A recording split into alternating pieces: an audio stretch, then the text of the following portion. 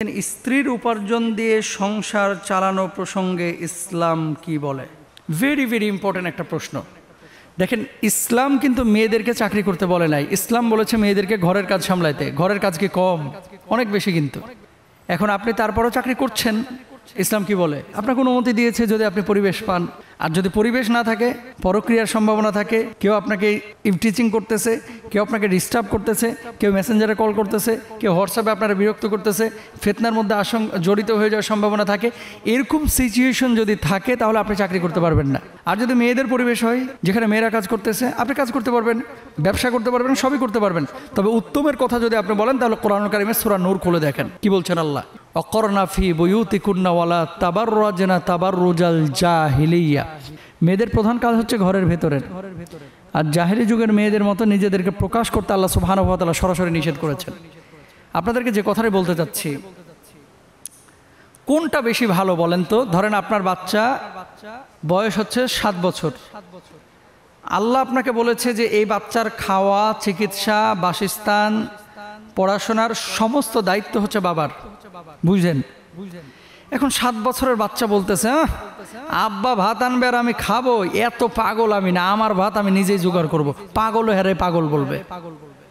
বুঝেন নাই কথা? 7 বছরের একটা বাচ্চা যদি বলে যে আব্বার ভাত আমি খাবো কেন, আব্বার ঘর আমি নিব কেন, আব্বার ফ্যান আমি ঘুরাবো কেন, আমারটা আমি জোগাড় করে নেব, তাহলে পাগলও তারা পাগল বলবে। যে আল্লাহ যেখানে তোমার জন্য ব্যবস্থা করেছে, তুমি সেই ব্যবস্থা না নিয়ে তুমি আগুনে ঝাঁপ দিচ্ছ কেন? কারণ আল্লাহ তো প্রাপ্তবয়স্ক হওয়া পর্যন্ত আপনাকে আপনার অভিভাবকের উপর আপনার দায়িত্ব দিয়েছে। ইসলামী শরিয়া মেয়ে যতদিন পর্যন্ত বাবার কাছে থাকে ততদিন পর্যন্ত এই মেয়ের সমস্ত দায় দায়িত্ব বাবার। বাপ মারা গিয়েছে, বড় ভাই আছে, বড় ভাইয়ের উপরে সমস্ত দায় দায়িত্ব এই বোনের। আচ্ছা, যখন স্বামী গ্রহণ করছে তখন ওই মেয়েটার খাওয়া, চিকিৎসা, বাসস্থান সমস্ত দায় দায়িত্ব স্বামীর উপরে। আচ্ছা, বাংলাদেশে যে সমস্ত মেয়েরা বা পুরো ওয়ার্ল্ডে যে সমস্ত মেয়েরা কাজ করতেছে সবাই কি আর্থিক সংকটে আছে? খেয়াল করে দেখেন, সবাই কিন্তু আর্থিক সংকটে নাই। কিছু কিছু আছে আলগা সুখের লেগে যায়, দিয়ে জাহান্নামে ঝাঁপ দেয়। স্বামীর কোনো সংকট নাই, স্বামী বেতন পাচ্ছে 3 লাখ, তারপরে চাকরি করতে চাই। কারণ কি? একটু স্বাধীনভাবে আমি খরচ করব। ম্যাক্সিমাম ক্ষেত্রে যদি আর্থিক সংকট আপনার না থাকে আপনি চাকরি বাকরিতে যায়েন না। কারণ ঘর একটা কোম্পানি, মনে করেন ঘরের যে প্রজেক্টটা, এটাতে ভাই হিউজ কাজ, হিউজ, এত সহজ মনে করেন না। আর ইউরোপের এদের সম্ভব হয় কেন? ডে কেয়ার সেন্টারে ছোট ছোট বাচ্চাদেরকে দিয়ে চলে যায়, তো বাচ্চাগুলোকে টেক কেয়ার করার মতো যথেষ্ট লোকজন সেখানে থাকে, আপনাকে প্রচুর টাকা খরচ করতে হয়। কিন্তু বাংলাদেশে আপনার বাচ্চাটা দেখে কে? আপনার বাচ্চাটা দেখে হচ্ছে কাজের খালা। আর কাজের খালার মুখের ভাষা শুনছেন?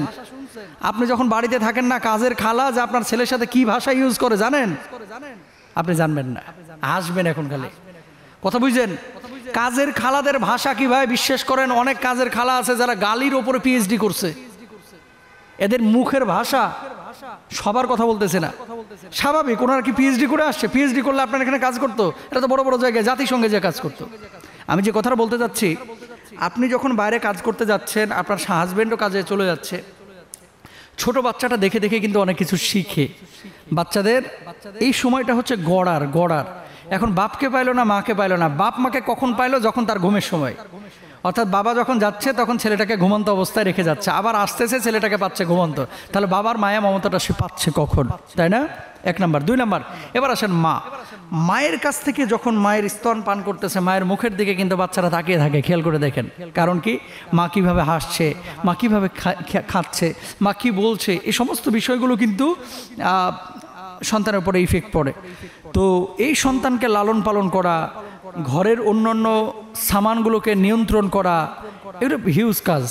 এখন কোনো মেয়ে যদি চলেই যায় বাইরে যেতে পারে, যাওয়ার পরে তার স্বাধীনতা ইসলাম দিয়েছে, সে টাকা পয়সা উপার্জন করলো, এর টাকা দিয়ে সংসার চালাইতে হবে, ইসলাম এটা জরুরি করে নাই। স্ত্রী যদি কোনো টাকা পয়সা উপার্জন করে, এটার ফুল স্বাধীনতা ইসলাম তাকে দিয়েছে। সে এটাকে এই পুরি পেঁয়াজু খেয়ে শেষ করবে, সে এটা রোস্ট খেয়ে শেষ করবে, না সে পোলাও কোরমা খেয়ে শেষ করবে, এটা তার স্বাধীনতা। এখন স্বামী যদি প্রেশার ক্রিয়েট করে, না 50-50, আমি যা বেতন পাবো 50% তুমি সংসারে দেবা, তুমি যা পাবা 50% সংসারে দেবা। বউ যদি সমঝোতার ভিত্তিতে এটা দেয় ভালো। বউ যদি বাইকে বসে যে না আমার টাকা আমি দিতাম না, ইসলাম বলছে তোর কোনো গুনাহ হবে না। এই ফতোয়া আজকে যাওয়ার পরে বাংলাদেশের ম্যাক্সিমাম স্বামী তাহলে বলবে বউরে চাকরি করায় লাভটা কি? আমরাও সেটাই বলি, বউরে চাকরি করায় লাভটা কি? লাভ একটা আছে, চাকরি করবেন বউয়ের বেতনে বেশি খাইবেন। যে সমস্ত বউরা চাকরি বাকরি করে সাধারণত খুব ভাব গাম্ভীর্যতা থাকে, কি হনু রে মনু। আবার চাকরিজীবী বোনেরা কষ্ট নিয়েন না, সবার কথা বলতেছে না, কিছু কিছু ক্ষেত্রে আমিত্বের একটা ভাব চলে আসে, বুঝছেন, মানার মাত্রাটা কমে যায়। প্রমাণ নেন, 3 বছর 4 বছরে ঢাকা সিটির ভিতরে তালাকের আবেদন পড়ছে যে পরিমাণ, যে হারে, পারিয়ার 60,000-এর ওপরে শুধু ঢাকা সিটির উত্তর দক্ষিণে তালাকের আবেদন পড়ছে। কারা তালাক দিচ্ছে? রিক্সাওয়ালারা।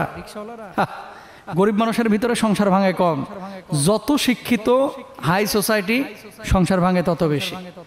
যখন এরা বিয়ে শাদী করে, ভাইরে ভাই, হলরুম, তারপরে কি বলে ওটারে, কমিউনিটি সেন্টার ভাড়া করে যখন নাচতেছে, ডিস্কো ড্যান্স দিতেছে, আর ফেসবুকে যখন পোস্ট করতেছে, মানুষ খালি ভ্যাটকে চাকায় থাকে যে পৃথিবীর সেরা সুখী মানুষ মনে হয় এরাই, বাসর রাত্রে যাই মারামারি করে। কথা বুঝতে পারছেন? কারণ যেখানে দিন নাই, ইসলাম নাই, সেখানে সুখ নাই। মেয়েদেরকে আমি বলবো, যদি সুযোগ থাকে চাকরি করেন না, আর যদি একান্তই নিরুপায় হয়ে করেন তাহলে টাকা পয়সা স্বাধীনভাবে আপনি খরচ করতে পারবেন। আপনার এই টাকা দিয়ে সংসার চালাইতে হবে, যদি চালান এটা আপনার পক্ষ থেকে ইহসান, আর যদি আপনার টাকা আপনি ওখানে না দেন আপনার কোনো গুনাহ হবে না। কারণ পরিবারের সমস্ত ভরণ পোষণের দায়িত্ব স্বামীর উপরে, বউয়ের উপরে না।